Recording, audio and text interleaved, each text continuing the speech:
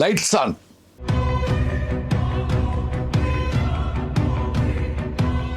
வணக்கம்.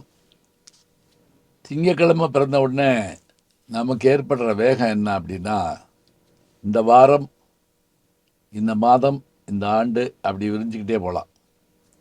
முக்கியமாக இந்த நாள் திங்கள். இந்த திங்கள் நமக்கு ஒரு உற்சாக ஊற்றாக தொடங்கணும். அதுக்கு என்ன பண்ணலாம் அப்படின்னா, எனக்கு தெரிஞ்சு ஒரு நல்ல புத்தகத்தில் வரக்கூடிய ஒரு கதாநாயகன் அவனுடைய வீரச் செயல்கள் அது கற்பனையாக இருந்தாலும் கூட நமக்கு ஒரு உற்சாகத்தை கொடுக்கும். நான் சோர்வாக இருக்க நேரமெல்லாம் பொன்னியின் செல்வன் படிப்பேன். குறிப்பாக வந்தியத்தேவனை படிப்பேன். வந்தியத்தேவனுடைய அந்த பிரமிக்க வைக்கவும் கூடிய செயல்பாடுகள் என்ன அப்படின்னா, அது சூப்பர் நேச்சுரல் பவரோ ஸ்பைடர் மேனோ கிடையாது. வந்தியத்தேவன் சாதாரண மனுஷன், சாதாரண பிரச்சனைகளை சந்தித்து எப்படி ஜெயிக்கிறார், ஒரு சின்ன நகைச்சுவையோட இதெல்லாம் இருக்கும். இது மாதிரி உலகத் தலைவர்களுடைய வரலாறை நீங்கள் படிக்கிற போது அவங்க எவ்வளவு சாதனைகள் பண்ணியிருக்காங்க. அவங்களும் மனுஷனாக தான் பிறந்திருக்காங்க. அவங்களுக்கு குழந்தை பருவம் இருந்திருக்கும், அவங்களுக்கு ஆசைகள் இருந்திருக்கும், காதல் இருந்திருக்கும், குடும்பம் இருந்திருக்கும், ஏன் வலிகளும் வேதனைகளும் இருந்திருக்கும், பல்லு வலி, வயிற்று வலி, தலைவலி எல்லாமே இருந்திருக்கும். இதை தாண்டி எப்படி அவங்க வரலாற்றில் இடம்பெறாங்க? இவ்வளோ முன்னுரை எதுக்கு தெரியுங்களா? இப்போ சமீபத்தில் 50வது ஆண்டு கொண்டாடினாங்க வியட்நாமில். அதாவது 1955 தொடங்கி 75 வரைக்கும் 20 ஆண்டுகள் வியட்நாம் போர்லேயே இருந்திருக்கு.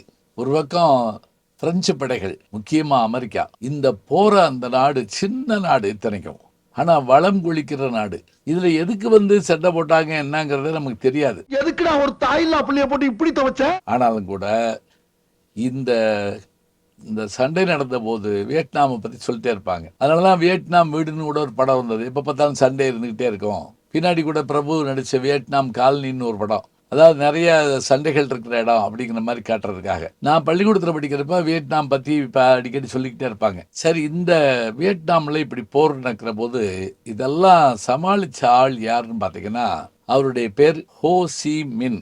இதான் அவருடைய பெயர். அவருடைய இயற்பெயர் இந்த பேர் இல்லை, நியூவென் சிங் சூன். இதுதான் அவருடைய இயற்பெயர். இவருடைய பல புனை பெயர்களில் ஒன்று இந்த ஹோசிமின். ஹோசிமின்னா என்ன அப்படின்னா, பிரகாசமான ஆவி, தெளிவான விருப்பம். இதுதான் இவருடைய பெயராக இவருக்கு உலகம் வழங்கியது அல்லது இவர் சூட்டி கொண்டது. இவர் சிறுபிள்ளையா இருந்தபோது தந்தையார் இடத்துல படிக்கிறாரு. இவருடைய ஆசிரியர் ஒருத்தரை பற்றி குறிப்பிட சொல்றாங்க, உன் து குய். இந்த பேரெல்லாம் நமக்கு அவ்வளோ பயிற்சி இல்லாத பேராக இருக்கு.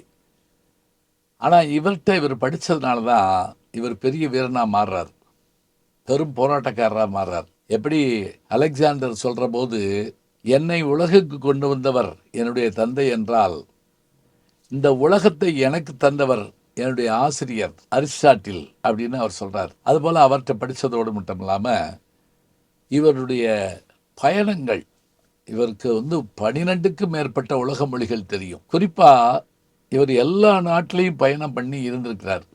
ரஷ்யாவுக்கு போயிருக்கிறாரு, அமெரிக்காவுக்கு போயிருக்காரு, இந்தியாவுக்கு வந்திருக்கிறாரு, உலகத் தலைவர்கள் எல்லாரையும் சந்திச்சிருக்கிறார். ரஷ்யாவினுடைய ஸ்டாலின் அவர்களை, சீன அதிபர் மாசேதுங் அவர்களை, 1958 இந்தியாவுக்கு வந்தபோது இந்தியாவுடைய முதல் பிரதமரான நம்முடைய ஜவஹர்லால் நேரு அவர்களை என்று அவர் அத்தனை பேரையும் சந்திச்சிருக்கிறார்.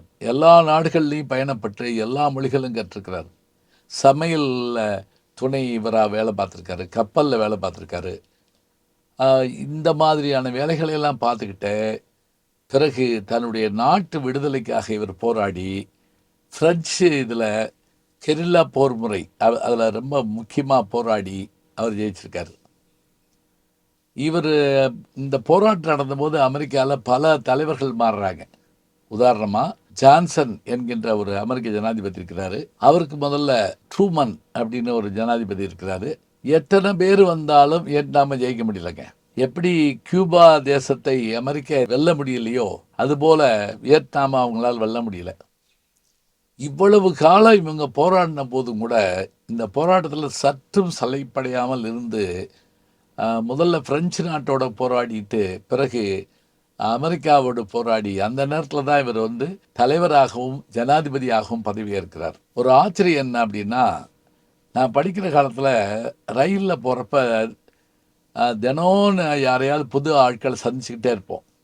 அதில் படை வீரர்கள் வருவாங்க, வியாபாரிகள் வருவாங்க, எத்தனையோ பேர் வருவாங்க. நீண்ட பயணங்கள் போகிற போது, டெல்லி பாம்பே எல்லாம் போகிற போது புதிய புதிய ஆட்களை பார்ப்போம். அப்போ ஒரு இராணுவ வீரரோட பேசுகிற வாய்ப்பு கிடைச்சிது எனக்கு. அவர்கிட்ட நான் கேட்டேன், வியட்நாம் சின்ன நாடாக இருக்குது, அமெரிக்கா வல்லரசு, வல்லரசையே இந்த நாடு எப்படிங்க அப்படி கண்ணில் விரல விட்டு ஆட்டுதுன்னு கேட்டேன். அவர் சிரிச்சுக்கிட்டே சொன்னார், இவங்க தங்களுடைய வாழ்க்கைக்காக போராடுறாங்க, அவங்க வசதிக்காக போராடுறாங்க. இப்போ நம்ம கேள்விப்படுவோம்ல, ஒரு முயலை விரட்டிக்கிட்டு நாய் போகுது, முயல் ஓட்டோட்டமாக ஓடி போச்சு, நாய் போய் நின்றுச்சு அப்படி அழைச்சி. அவன் அந்த நாயை விட்ட வேடம் வந்து அது ஒரு அடி அடித்தான், அந்த முயலை பிடிக்க முடியலையான்னு.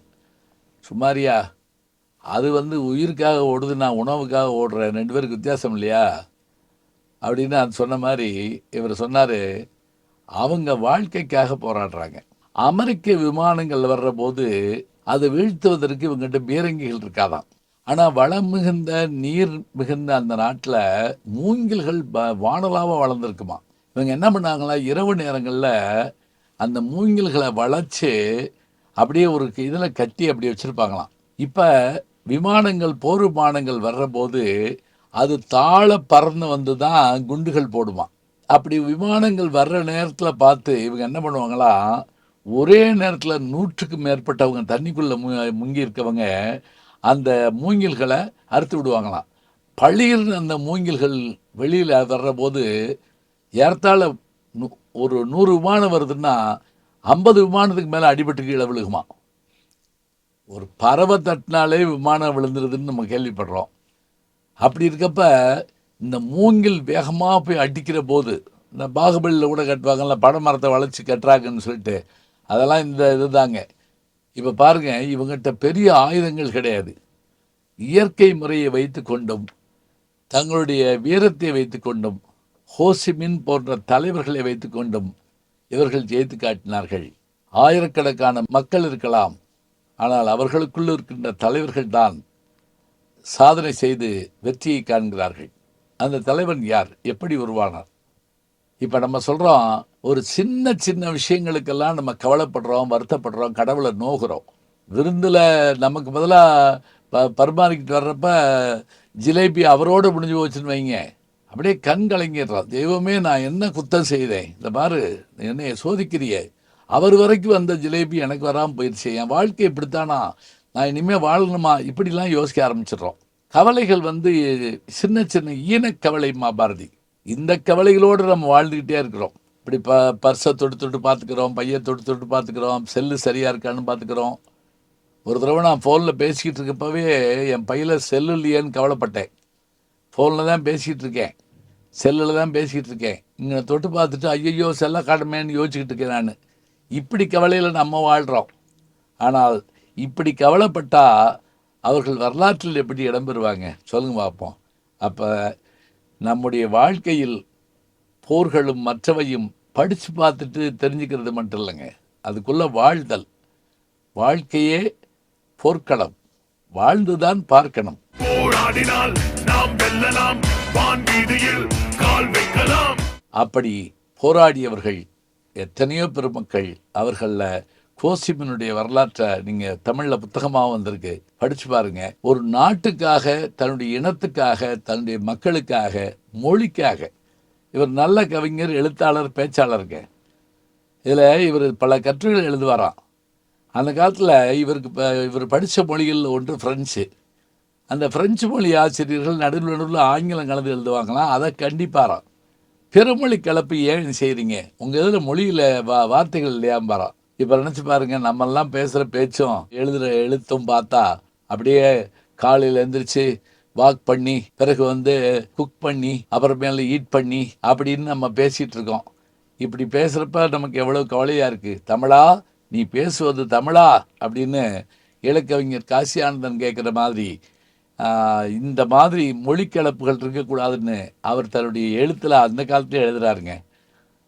1890 பிறந்து 1969 மறைந்த இவர் 79 ஆண்டு காலம் வாழ்ந்திருக்கிறார் என்று சொன்னால், இந்த பெருமையை, இந்த போரை, இந்த வீரத்தை தான் சமீபத்தில் 50வது ஆண்டாக கொண்டாடினார்கள். இவையெல்லாம் நினைவூட்டுதல் எதற்காக என்று சொன்னால், அடுத்த தலைமுறைக்கு நாம் சொல்லிவிட்டு போவதற்காகத்தான். வெற்றியும் வீரமும் விவேகமும் நம்முடைய மனதுக்குள் இருக்க வேண்டும். அதை செயல்படுத்த நம் உடலில் வலு வேண்டும்.